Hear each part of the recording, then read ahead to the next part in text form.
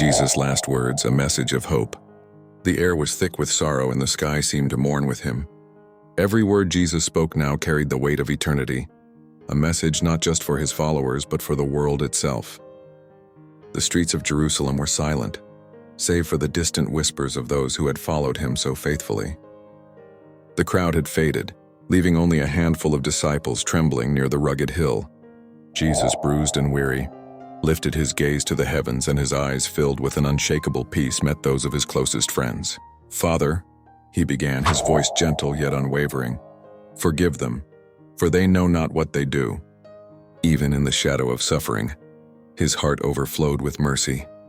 Peter's eyes welled with tears, and John could hardly breathe, feeling the depth of love that radiated from their teacher. Every word he spoke seemed to hang in the air, as if time itself paused to listen. "Today you will be with me in paradise," he whispered to the thief beside him, offering hope to the hopeless, a promise that transcended fear and failure.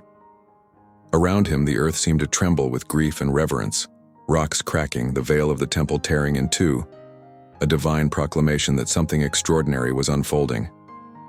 And yet, amid the sorrow, there was a light, a reminder that pain was never the end. Finally, lifting his voice one last time, Jesus spoke words that would echo through every generation. "It is finished," not a cry of defeat but of completion, the fulfillment of a love so profound that death itself could not conquer it. His disciples could hardly comprehend, but in their hearts hope ignited. Even as his body hung heavy, his message lingered: forgiveness, redemption, and eternal love. A promise that every tear would be wiped away, every broken heart restored.